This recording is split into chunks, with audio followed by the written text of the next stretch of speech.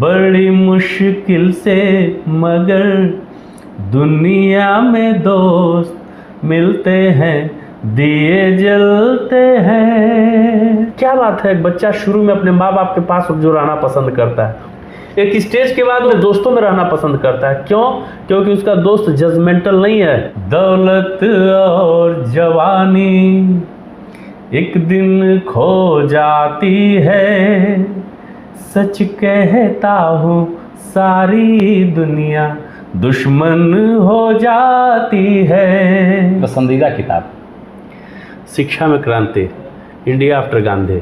अपने खाली समय में क्या करना पसंद करते हैं? किताब पढ़ना और रात को कभी कभी गुनगुना लेना। हम हमेशा गांधी बनना पसंद करेंगे। सामाजिक सुधार के लिए सबसे महत्वपूर्ण कदम? महिलाओं को और ज़्यादा से ज़्यादा सम्मान दिला पाना। किस शिक्षक ने आपके जीवन पर सबसे अधिक प्रभाव डाला है? क्या मेरे पिता ने। एक दिन के लिए अदृश्य होने का अगर मौका मिले? मैं ओशो से मिलना चाहूँगा कि शिक्षा फ्यूचरिस्टिक हो। किसी एक शख्सियत को आप अगर आदर्श मानते हैं तो? अब्दुल कलाम जी को। और मज़ा आ गया इस सवाल को सुन के। एक सक्सेसफुल लाइफ और एक सेटिस्फाइड लाइफ में क्या अंतर है? सिर्फ ये महत्वपूर्ण नहीं होता है कि कौन हमसे आगे है और कौन हमसे पीछे है, महत्वपूर्ण यह भी होता है कि कौन हमारे साथ साथ है। नमस्कार, स्वागत है आप सभी का हमारे इस विशेष कार्यक्रम में। इस समय हमारे साथ हेमंत मिश्रा जी हैं और हेमंत मिश्रा जी गोरखपुर का एक बहुत ही जाना माना नाम है। तो मिश्रा जी, आपका हमारे कार्यक्रम में स्वागत है। धन्यवाद। हमारे दर्शक ये जान सकें कि हेमंत मिश्रा ने कहाँ से प्रादुर्भाव उनका हुआ, कैसे उनके माता पिता कौन थे और किस तरह से उन्होंने अपनी पढ़ाई लिखाई की, तो उसके बारे में हमारे दर्शकों को आप बताएं। द्विवेदी जी, सबसे पहले मैं आपको धन्यवाद देना चाहता हूँ कि मुझ जैसे सामान्य आदमी को आपने कितना ऊंचा ओहदा दिया और इस लायक समझा कि मैं आपके सम्मानित YouTube चैनल पे आ सकूं और आपसे आपके बात के माध्यम से समाज के लोगों के बीच में पहुंच सकूं। मेरी पैदाइश देवरिया ज़िले के रुस्तमपुर गांव में हुई। अच्छा। और मैंने शुरुआती दौर में कक्षा 3 तक की शिक्षा वहीं गांव के प्राथमिक पाठशाला में पूरा किया। और उसके बाद चूँकि मेरे पिताजी आज 90 वर्ष की उनकी अवस्था है और उनका नाम श्री रामशेष मिश्र जी है, जीवन बीमा निगम में कार्य करते थे और देवरिया में रहते थे, तो मुझे आगे की पढ़ाई के लिए वो वहाँ पर लेकर आए। वहाँ पे हमने सरस्वती शिशु मंदिर में अपनी कक्षा 5वीं तक की शिक्षा पूरी की। वहाँ पे गवर्नमेंट इंटर कॉलेज है देवरिया में, वहाँ से मैंने अपने इंटरमीडिएट तक की पढ़ाई पूरी की। और उसके बाद मैंने गोरखपुर विश्वविद्यालय में MA तक की पढ़ाई पूरी की। और उसके बाद 1 साल तक मैंने इलाहाबाद में पढ़ाई करी। माता जी अब इस दुनिया में नहीं रही। अच्छा। लेकिन एक क्या नाम था उनका? श्रीमती देवी जी उनका नाम था। अच्छा। और वो एक गृहिणी थी। सबके लिए बहुत अच्छा सोचने वाला उनका स्वभाव था और उनसे बहुत आध्यात्मिक प्रेरणा मिली उनकी सादगी को देख के। हमारे पिताजी 4 भाई, हम लोगों का संयुक्त परिवार था और पिताजी ही सबको लेके चलते थे। उसके पहले हमारे दादाजी बनारस BHU में थे। अच्छा। क्या नाम था उनका? श्री रमाकांत मिश्र जी, उनको लोग बनारसी बाबू कहा करते थे। अच्छा। तो वहाँ पे उनका व्यापार हुआ करता था। और उसके बाद वहीं से हमारे पिताजी की पढ़ाई BHU से ही कंप्लीट हुई थी।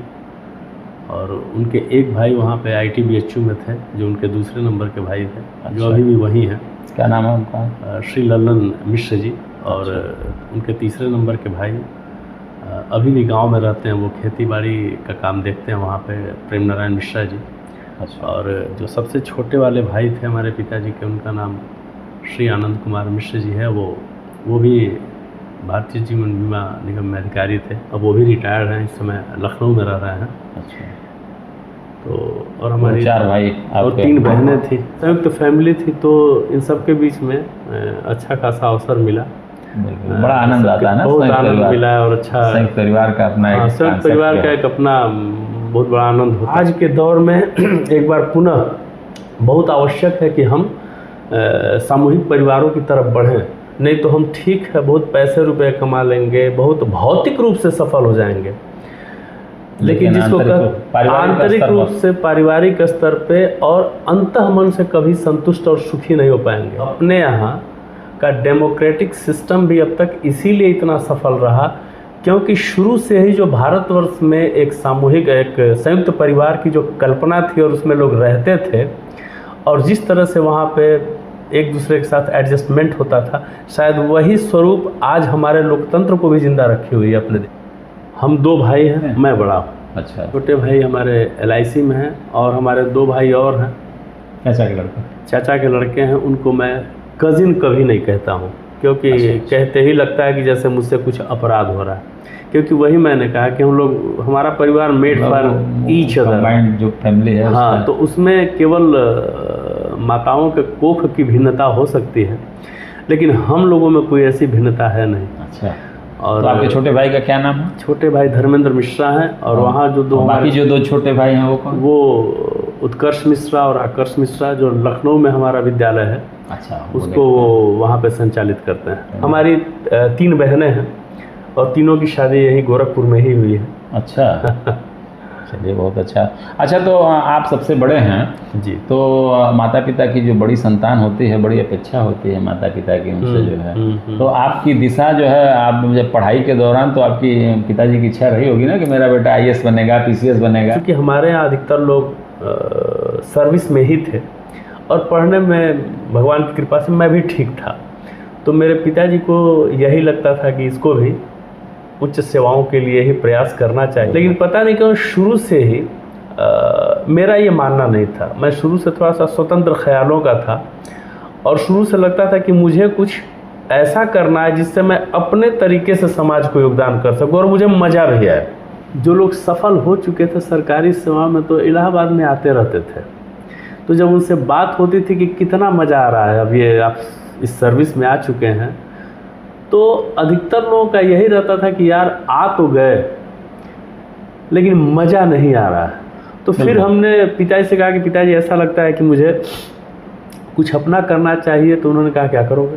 तो हमने कहा कि भाई एक तो मैं ब्राह्मण हूँ, प्राचीन काल से ब्राह्मणों ने शिक्षा ही दिया है और मुझे उसी काम में मज़ा भी आता है।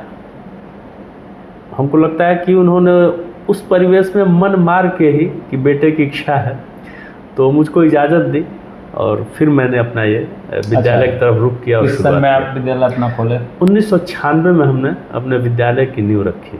अच्छा जी। तो ये विद्यालय का नाम आपके ABC है? अच्छा, क्या है पूरा नाम? ABC public school. अच्छा, क्या है इसका जो है, क्या कंसेप्ट क्या है? अब मैंने सोचा कि किसी भी चीज़ की शुरुआत ABC ही होता है और ABC को अगर आप डिक्शनरी में देखेंगे तो ABC का मतलब भी है शिशु द्वार, प्रवेश द्वार, प्रवेशिका। तो इस आधार पर सोच के मैंने एक इसका नाम दिया और थोड़ा सा नाम कैची भी मुझे लगा कि इस नाम को रखेंगे तो जल्दी लोगों के मस्तिष्क में नाम जाएगा। तो जो है दाम्पत्य जीवन की जो शुरुआत हुई आपकी विद्यालय खोलने के बाद हुई या उसके पहले हुई या उसी दौरान क्या हुआ, क्या है कहानी दाम्पत्य जीवन में आपका बात? दाम्पत्य जीवन में भी लोग चाहते थे कि मैं जल्दी शादी करूं।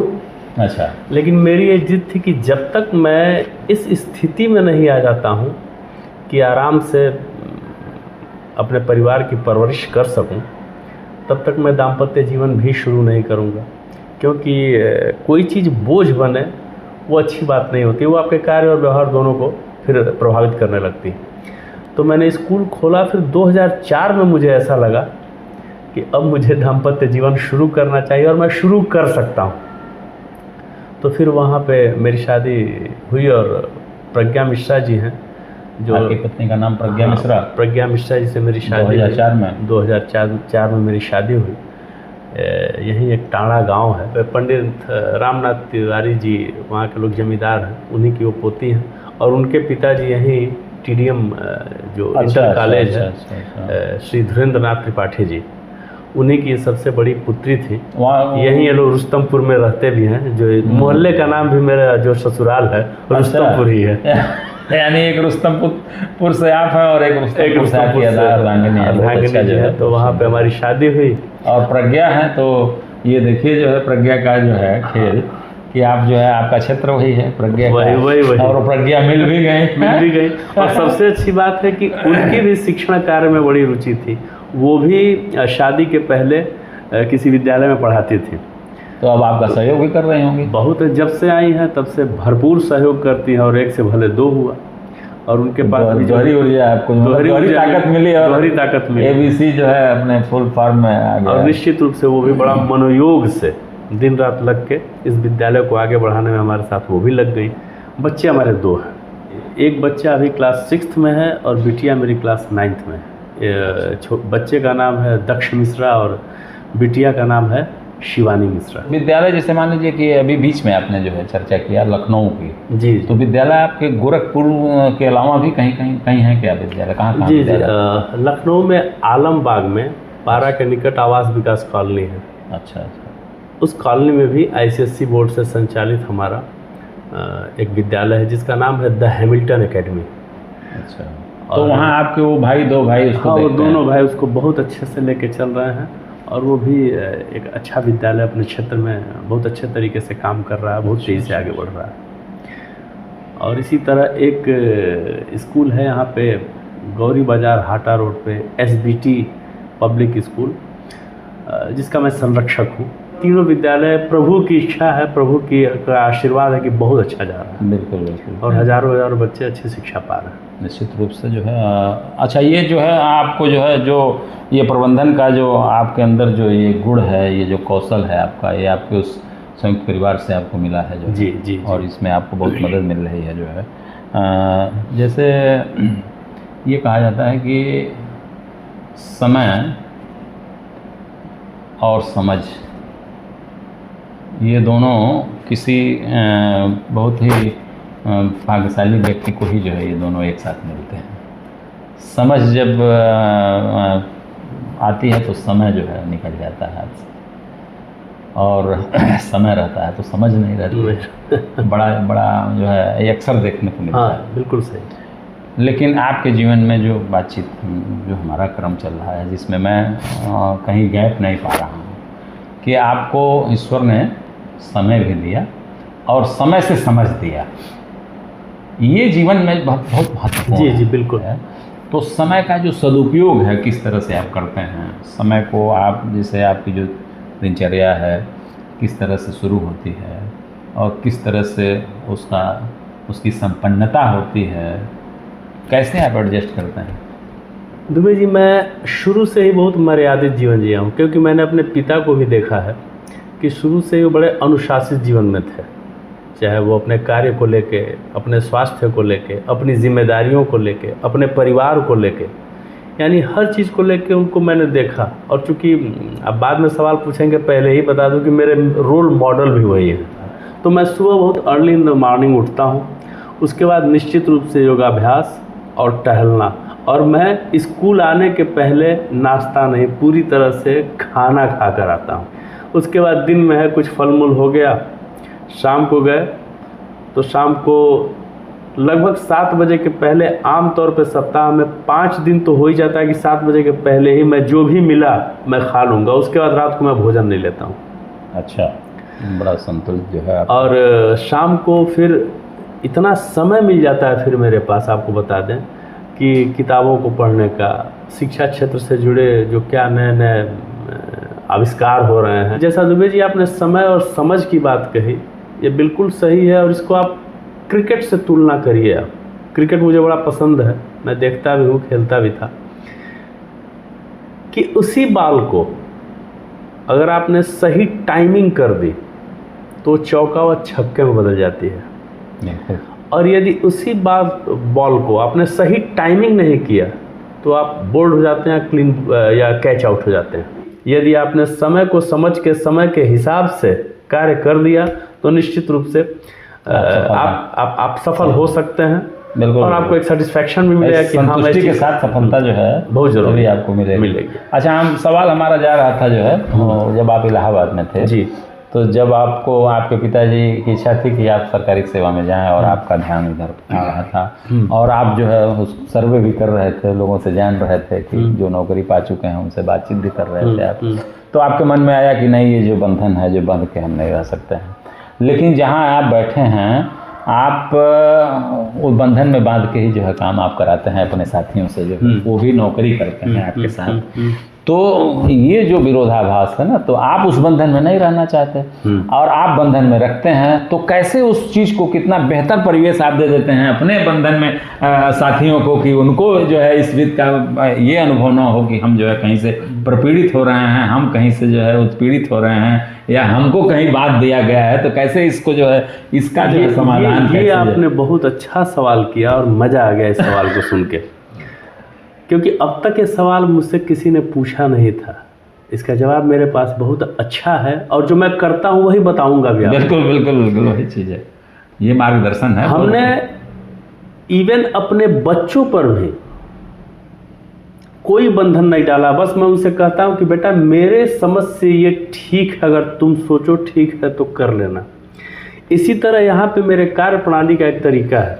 मेरे स्कूल में भी अपने सारे टीचर्स की या कर्मचारियों की जब मैं मीटिंग लेता हूँ तो मैं एक दृष्टिकोण देता हूँ कि मैं ये सोचता हूँ कि विद्यालय के विकास में आप लोगों की बड़ी महत्वपूर्ण भूमिका है और विद्यालय का मिशन और विज़न ये है, और मेरी समझ से, मेरे अनुभव से अगर इस तरह हम लोग मिल के कार्य करें सामूहिक रूप से, तो हम एक अच्छे माहौल में काम कर सकते हैं।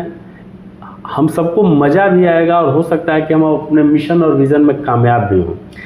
इसमें मैं आपको ये पूरी छूट देता हूँ कि मंजिल तो वो है, लेकिन आप अपने टैलेंट के हिसाब से, अपनी समझ के हिसाब से अपना बदलाव भी ला सकते हैं, अपने तरह से सोच के उस तरफ बढ़ सकते हैं। क्योंकि मुझे आप इतने लोगों की आइडिया की बड़ी ज़रूरत भी है, क्योंकि जब आप इतने लोग अलग अलग तरीके से सोचेंगे तो एक बड़ा कंक्रीट आइडिया आएगा और आपके भी अंदर का जो वो एक है कि मैं कुछ कर सकता हूँ, कुछ नए तरीके से सोच सकता हूँ, वो भी बाहर आएगा।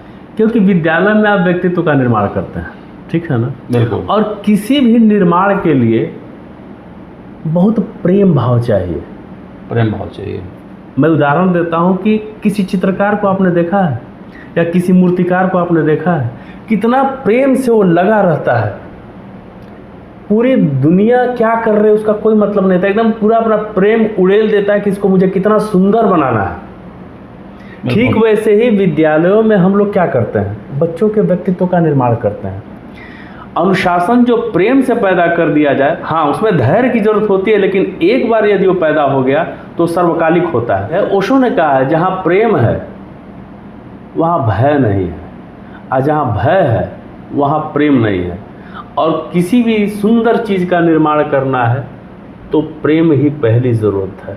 किसी चीज़ को एवरलास्टिंग लेके चलना है तो प्रेम से बदलाव लाइए। चाणक्य का एक सूत्र है कि लालेत 5 वर्षाण 10 वर्षाण ताड़ते प्राप्ते खोड़ से वर्षे पुत्रम मित्रम माचरेत, कि लालन पालन जो है बच्चों का जो है 5 वर्ष तक होना चाहिए।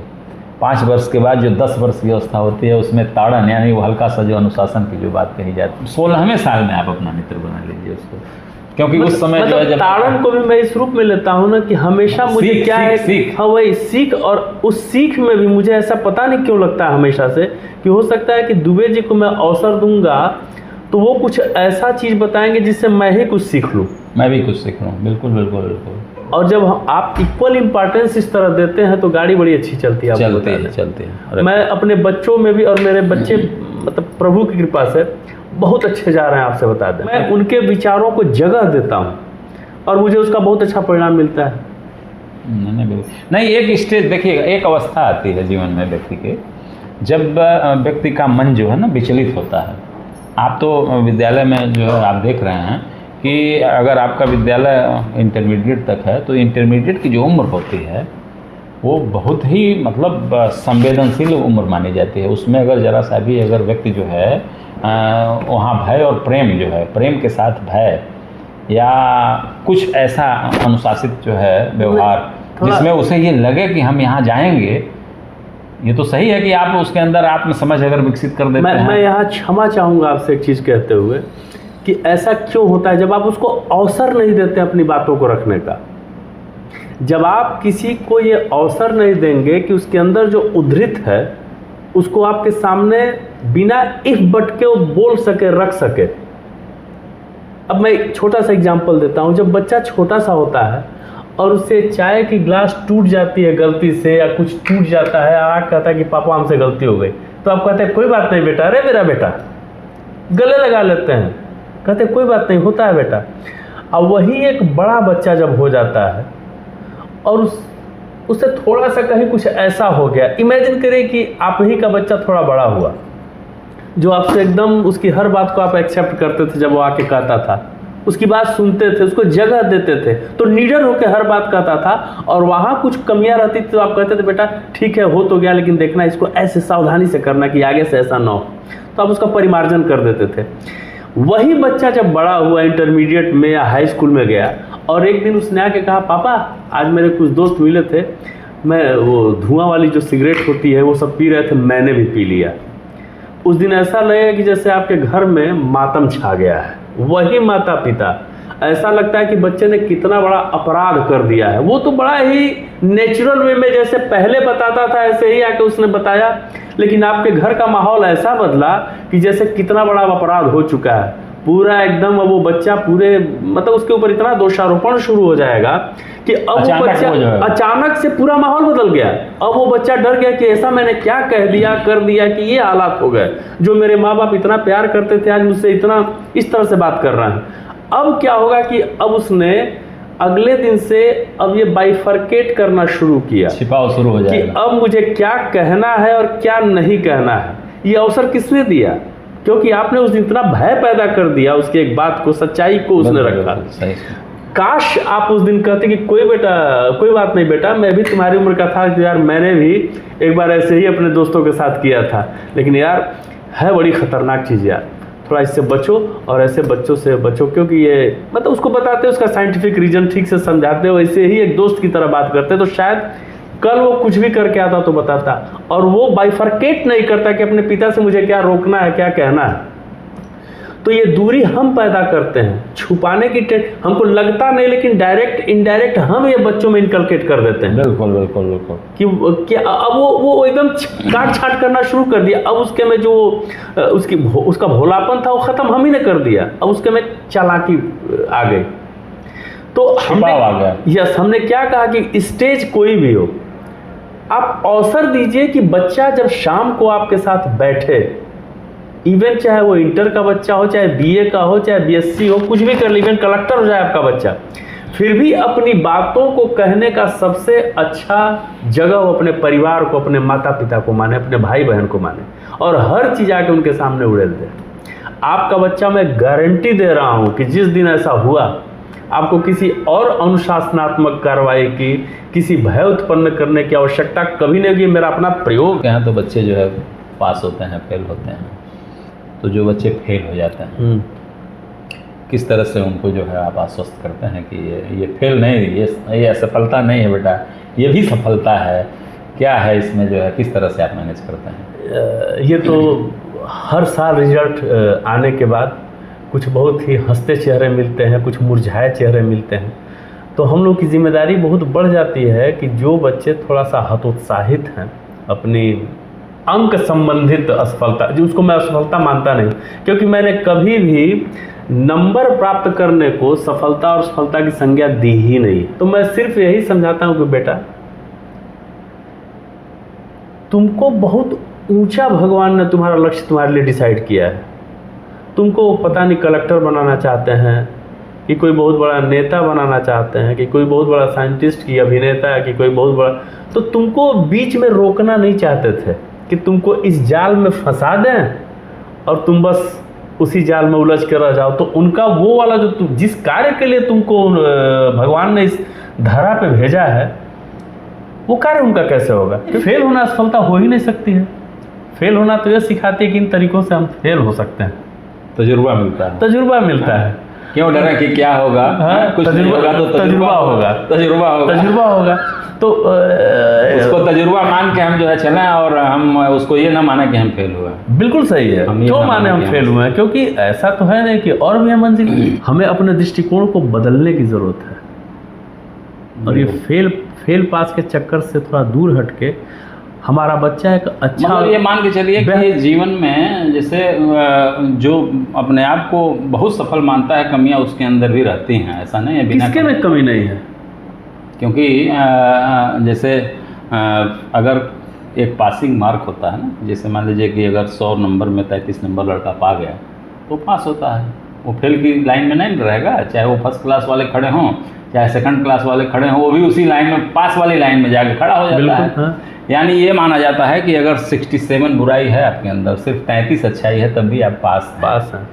और अगर 45% में सेकंड क्लास आप देते हैं या 40% में, तो 40 नंबर अगर वो पाता है तो सेकंड क्लास का आदमी है। यानी जो सेकंड क्लास का आदमी है उसमें भी 60 बुराई है। बिल्कुल। और जो फर्स्ट क्लास पास आप जिसको करते उसमें हैं, भी 40 बुराई है। 60 नंबर है ना, तो उसमें भी 40 बुराई है। सिलेबस में भी इस तरह का प्राविधान होना चाहिए कि हम बच्चों के स्किल को बढ़ाएं, उनकी समझ को बढ़ाएं, उनकी सोच को बढ़ाएं, उसके इनोवेशन पावर को बढ़ाएं, वो एक्सप्लोर कर सकें। इन चीज़ों पर ध्यान दें। खुद देखिए ना कि दुनिया में इतने बड़े बड़े सफल लोग हैं, अगर उनकी पढ़ाई देखी जाए तो बड़ी कम रही है। बिल्कुल बिल्कुल बिल्कुल सही बात। और सिर्फ पढ़े लिखे क्या समझ रही है, प्रबंधन की क्षमता रही है, उनको ये नॉलेज है क्या चाहिए, समय की ज़रूरत क्या है, समाज की ज़रूरत क्या है, हम समाज के लोगों के दुखों को, तकलीफ़ों को कम करने के लिए किस दिशा में क्या काम कर सकते हैं, ये संवेदना रही है। और जब ये संवेदना आती है, ये सोच आती है, तो अपने आप उस दिशा में चल देते हैं, एक्सप्लोर करने लगते हैं। और जब वो आप कर लेते हैं तो आपके उस एक्सप्लोर को, आपके उस सपने को पूरा करने के लिए बहुत सारे पढ़े लिखे लोग अपने आप इकट्ठा हो जाते हैं वो और आप उनको लीड करते हैं। बिल्कुल बिल्कुल। तो हमेशा समझ पे जोर होनी चाहिए और आपके नैतिक और अच्छे गुणों पे। बहुत सारी बातें हम लोगों ने किया। जीवन में अब आदमी चाहे जो भी कार्य कर ले, जितनी भी ऊंचाई पर पहुंच जाए, तो उसका खुद का अपना एक व्यक्तिगत जीवन होता है, जिसमें बिल्कुल एक उन्मुक्त वातावरण में, चूँकि आपका तो स्वभाव ही यही है, आप तो बहिर्मुखी भी हैं इसके लिए, तो वो उसको खुद की अपनी एक लाइफ होती है, खुद का एक शौक़ होता है। तो आपका शौक़ क्या रहा है, किस तरह से आप जो है? एक तो ही आप देख रहे हैं, क्योंकि मैं पढ़ाई लिखाई और पठन पाठन से बहुत प्यार करता हूँ, शायद इसीलिए मैंने स्कूल खोला और इतना मन से मैं चला भी रहा हूँ इतने वर्षों से। आज 55 साल की अवस्था हो गई और इतने वर्षों से चला रहा हूँ, और उसी मनोयोग से, जैसे पहले दिन स्कूल आता था सबसे लास्ट में घर जाता था, आज भी सबसे पहले आता हूँ, लास्ट में जाता हूँ। तो ये तो मेरे खून में है और इससे मैं प्यार करता हूँ, इसीलिए ऐसा हो रहा है। और दूसरा जो है, मुझे थोड़ा बहुत गायन में बड़ी रुचि है। किशोर कुमार साहब हुए, मोहम्मद रफ़ी साहब हुए, इन लोगों ने इतना बड़ा बड़ा काम किया, इतने अच्छे अच्छे गाने गाए हैं। उन्हीं की गानों में से अपने लिए चंद गाने खोज के गा लेता हूँ। वो अपने पसंद के और अपने जीवन से जुड़े हुए तमाम लाइनें होते हैं, जो प्रेरणा प्रदान करते हैं, जो बहुत क्योंकि जो है पहले के गानों में आप जानते ही हैं, बहुत मैं तो अक्सर जो है बहुत दम हुआ करता था। लगभग सबके इंटरव्यू में मैं एक जो है गीत की लाइन जो है मैं वो करता हूँ, एक फूल दो माली जो फिल्म आई थी, कि उसमें जो है कि मैं तुझे सूरज कहूँ या चंदा, तुझे दीप कहूँ या तारा, मेरा नाम करेगा रोशन जग में मेरा राज दुलारा। मैं कब से तड़प रहा था मेरे आंगन में कोई खेले, नन्ही सी खुशी के बदले चाहे सारी दुनिया ले ले। वाह। तेरे संग संग झूल रहा है मेरी बाहों में जग सारा, मेरा नाम करेगा रोशन। ये सोचिए, लिखने वालों की कल्पना सोचिए। तो उसमें जो अगली लाइन है कि आज उंगली पकड़ के तेरी तुझे मैं चलना सिखलाऊं, कल हाथ पकड़ना मेरा जब मैं बूढ़ा हो जाऊं। वाह। तो मिला तो मुझको मिल गया जीने का एक सहारा, मेरा नाम सोचिए कितना थॉटफुल है सब कुछ। और उसमें आखिरी लाइन है कि मेरे बाद भी इस दुनिया में जिंदा मेरा नाम रहेगा, जो भी तुझको देखेगा तुझे मेरा लाल कहेगा, तेरे रूप में मिल जाएगा मुझको जीवन दोबारा, मेरा नाम करेगा रोशन जग में मेरा लाल। मैं लगभग जो है हर इंटरव्यू में ये गाना निकल जाता है मुझसे जो है। नहीं देखिए, इसकी एक एक लाइन, एक एक शब्द देखिए, अब कमाल के है। और पहले गानों में तो होता था, पूरा जीवन दर्शन तो था। बिल्कुल। अगर आप उनको उस दृष्टिकोण से लें तो बहुत सारे गाने आपको ऐसे मिलेंगे जो बड़ा सुकून देंगे। तो सबसे पसंदीदा गाना आपका? उसके लिए तो हमको बहुत सारे गाने हैं, क्योंकि उन लोगों के अधिकतर गाने बड़े अच्छे होते हैं। तो मैं ये नहीं कह सकता हूँ कि सबसे प्रिय, लेकिन एक आध गाने मैं बिल्कुल 2 लाइन आपको सुना दे रहा हूँ। सुनाइए, बहुत सुंदर आप गाते हैं, क्योंकि आपका तो फेसबुक पर हम लोग देखते हैं। एक दोस्तों पर ही गाना है, उसी को मैं गा दे रहा हूँ। अच्छा।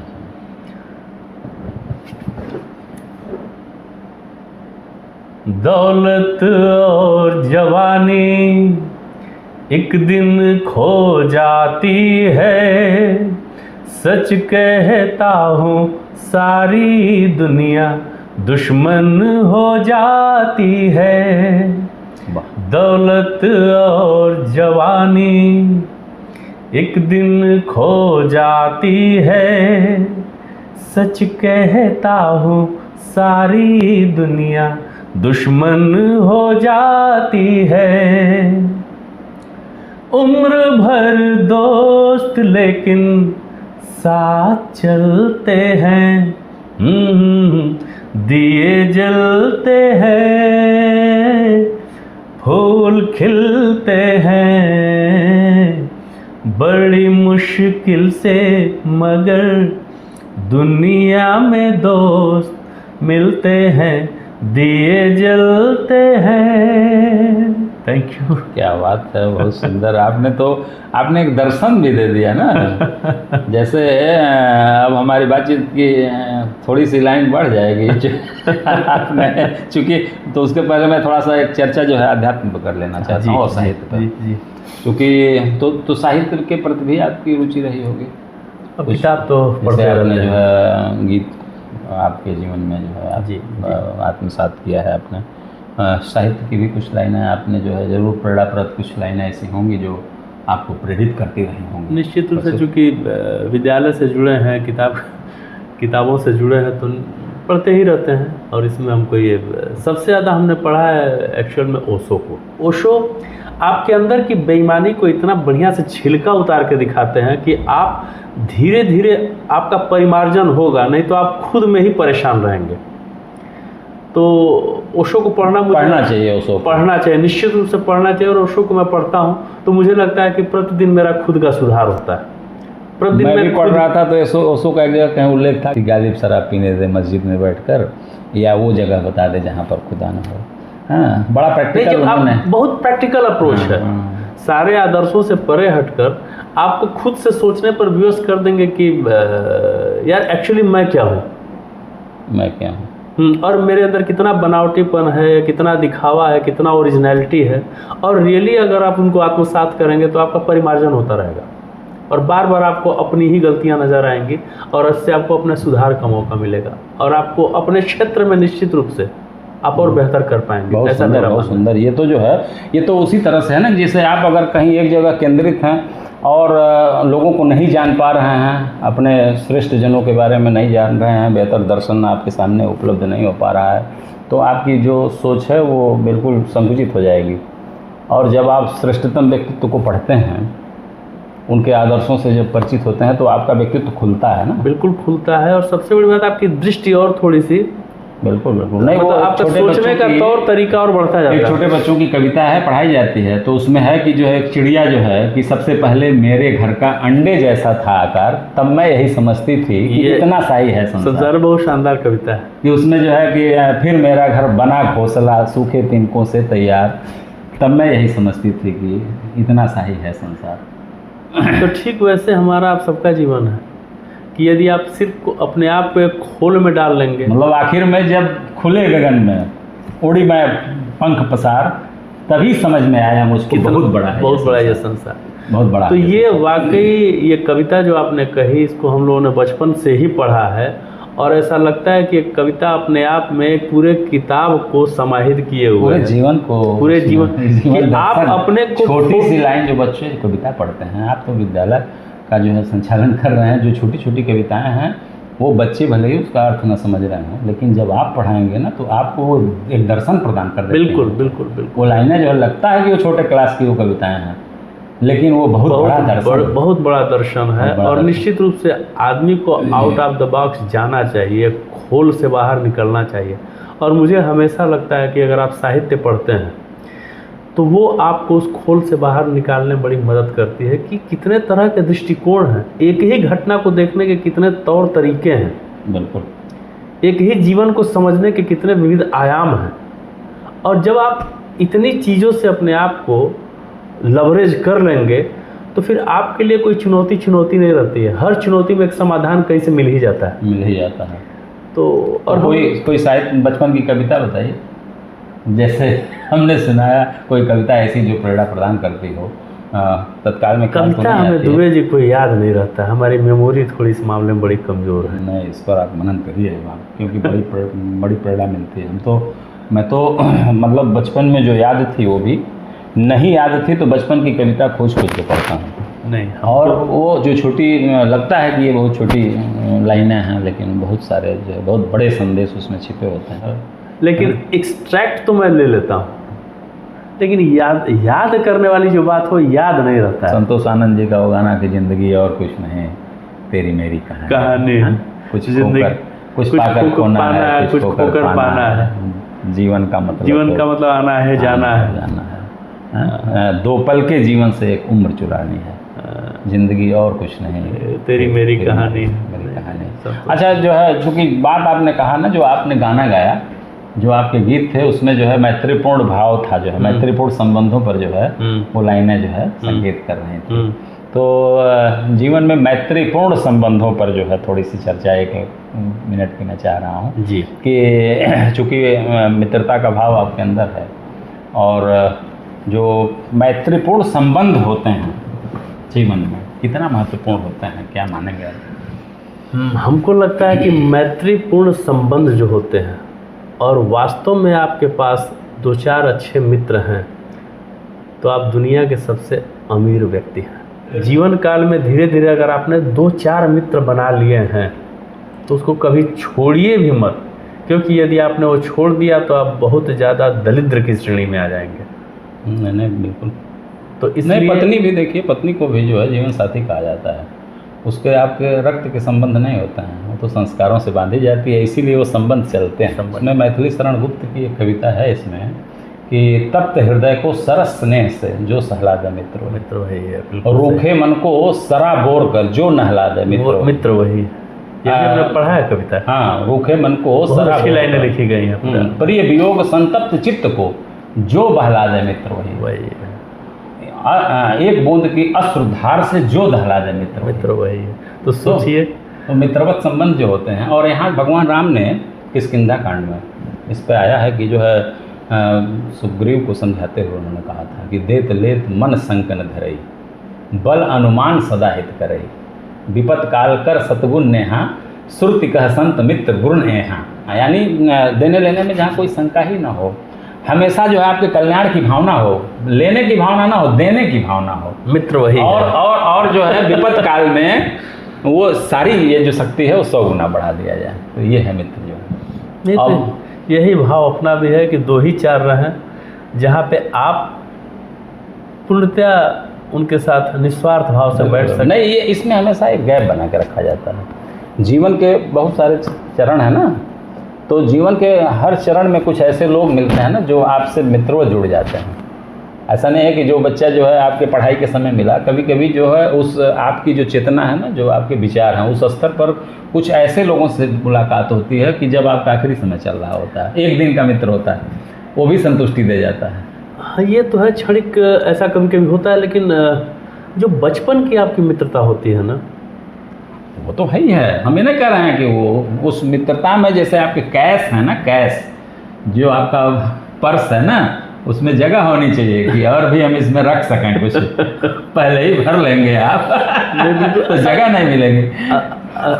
असल में जीवन क्रम जब चल रहा है उसमें ऐसा कोई आए तब तो पर्स में जगह अपने आप बन जाती है। हम थोड़ा सा अध्यात्म पर चर्चा करेंगे जी।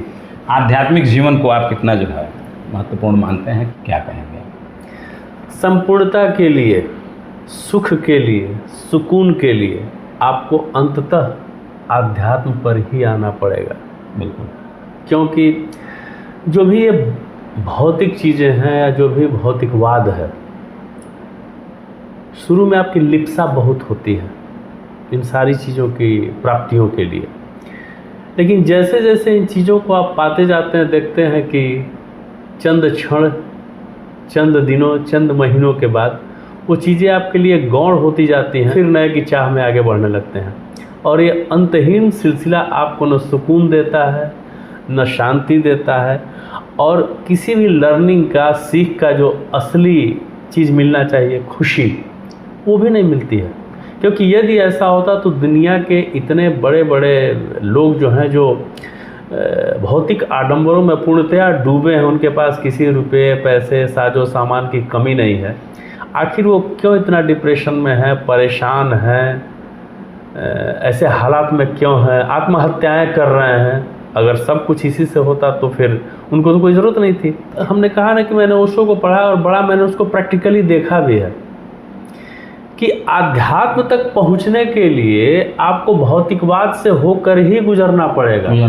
अनटिल अगर आप भौतिकवाद को से नहीं गुजरेंगे, आप आध्यात्म को प्राप्त ही नहीं कर सकते हैं। और सच बात है कि योगी वही हो सकता है जिसने भोग किया हो। मैं देखिए, ऐसा है कि जो सुख की परिकल्पना कही गई है, जो सुख को परिभाषित किया गया है महाभारत के उद्योग पर्व में, तो उसमें आया है कि अर्थागमो नित्यम निरोगिता प्रिया च भार्या प्रियवादिनी च वसस्य पुत्रो अर्थकरी च विद्या खड़ जीव लोकस सुखानि राजन। कि अर्थागमो, जो आपने कहा भौतिकता, तो अर्थ का आगमन आपके जीवन में होना ही चाहिए, क्योंकि अगर आपका अर्थ नहीं है तो कोई भी चीज़ जीवन की आप संचालित नहीं कर सकते, क्योंकि दुनिया के का हर कार्य, जो भी कार्य किया जाता है वो सिर्फ इसलिए किया जाता है कि हम पढ़ेंगे लिखेंगे बड़े होंगे खूब पैसा कमाएंगे। इस उपनिषद कहता है कि भोग करिए लेकिन त्याग हो उसमें। ऐसा नहीं है कि कोई चीज़ अगर मिल गई आपको तो उसको बहुत आसानी से उसका प्रयोग कर लीजिए, त्याग के साथ उसका जब भोग करेंगे। मेरा स्वयं का परीक्षण यह है कि अपने आप ये त्याग वृत्ति आप में आती जाएगी, आध्यात्म का वास होता जाएगा, क्योंकि आप देखेंगे कि वास्तविक खुशी उसमें मिलती ही नहीं है। ये सारी जो भी चीज़ें आपको क्षणिक देती हैं, आपको अंततः उधर आना ही पड़ेगा। बिल्कुल बिल्कुल, बहुत तो आध्यात्म का जगह होना चाहिए जीवन में,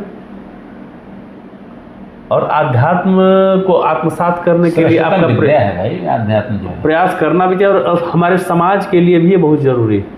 हाँ हाँ, बिल्कुल बिल्कुल बिल्कुल, भगवान कि उस रास्ते पर चलें। गीता में कहा है ना भगवान, आत्म विद्या विद्या हम बाधा परोत्ताम हम, उसमें आया है कि विद्याओं में सर्वश्रेष्ठ विद्या आध्यात्म विद्या मैं ही हूँ। अच्छा, अब मैं थोड़ा आपका रैपिड फायर राउंड का टेस्ट आपका मैं जो है कुछ सवाल हैं हमारे जी, जो बिल्कुल एकदम जो है शॉर्टकट में आपको उत्तर देना है। आपकी पसंदीदा किताब? शिक्षा में क्रांति। दूसरी किताब है इंडिया आफ्टर गांधी। शिक्षा का सबसे महत्वपूर्ण पहलू क्या है? जीवन को कैसे खुशहाल बनाया जाए। आपको समाज में सबसे बड़ी चुनौती क्या लगती है? आजकल जो महिलाओं पे हो रहा अत्याचार है, और कहीं न कहीं लगातार जो ये सोशल मीडिया के दुष्प्रभाव में बच्चे फंसते जा रहे हैं, ये मुझे सबसे बड़ा चुनौतीपूर्ण लग रहा है। बहुत सुंदर। आप अपने खाली समय में क्या करना पसंद करते हैं? खाली समय में किताब पढ़ना और रात को कभी कभी गुनगुना लेना। एक दिन के लिए अगर कोई ऐतिहासिक व्यक्तित्व बनने का अगर आपको मौका मिल जाए तो क्या करेंगे आप? हम हमेशा गांधी बनना पसंद करेंगे। सामाजिक सुधार के लिए सबसे महत्वपूर्ण कदम क्या आप उठा सकते हैं? महिलाओं को और ज़्यादा से ज़्यादा सम्मान दिला पाना। अच्छा, किस शिक्षक ने आपके जीवन पर सबसे अधिक प्रभाव डाला है? क्या मेरे पिता ने। अच्छा, आप एक दिन के लिए अदृश्य होने का अगर मौका मिले तो आप क्या करेंगे? तो मैं ओशो से मिलना चाहूँगा। ओशो से मिलना चाहेंगे। शिक्षा के क्षेत्र में कौन सा नवाचार करना चाहेंगे आप? शिक्षा के क्षेत्र में हमेशा शिक्षा को यही मैंने माना है कि शिक्षा फ्यूचरिस्टिक हो। किसी एक शख्सियत को आप अगर आदर्श मानते हैं तो वो शख्सियत कौन है? हम अपने जीवन में एक व्यक्ति को बहुत मानते हैं, अब्दुल कलाम जी को। क्रियाशीलता उनकी जो है कि भाई आप जो है अपने ड्यूटी को पोल्यूट करेंगे तो सबको सैल्यूट करना पड़ेगा। आप ड्यूटी को सैल्यूट करिए, किसी को सैल्यूट नहीं करना पड़ेगा। इसलिए बेंच पर बैठा हुआ बच्चा भी कमाल कर सकता है। बिल्कुल बिल्कुल का वही तो बहुत सारी चीज़ें बहुत सुंदर है। और हम लोगों ने देखिए बहुत सारी बातें किया, जीवन के तमाम सारे छुए थोड़ा दर्शकों, आपने देखा कि हेमंत मिश्रा जी ने बहुत बेहतर तरीके से अपने जीवन वृत्त के बारे में और तमाम सारे जीवन के छुए पहलुओं पर खुल के आपने बात किया। आपने जो है ये बताने का प्रयास किया कि किस तरह से जो है हम एक संतुष्टिपरक जीवन जो है उसी को हम सफल जीवन के रूप में आत्मसात करें, क्योंकि सफलता का कोई मानक नहीं होता है।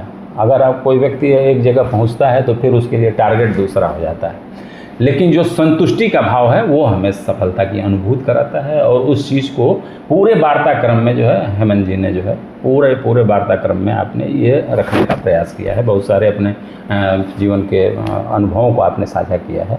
निश्चित रूप से ये सारे जो है अनुभव जो इनकी अभिव्यक्ति है निश्चित रूप से आपके भी जीवन में बहुत कुछ सिखाने का कार्य करेगी। इनके एक एक शब्द जो है हम सभी के लिए प्रेरणा स्रोत का कार्य करेंगे।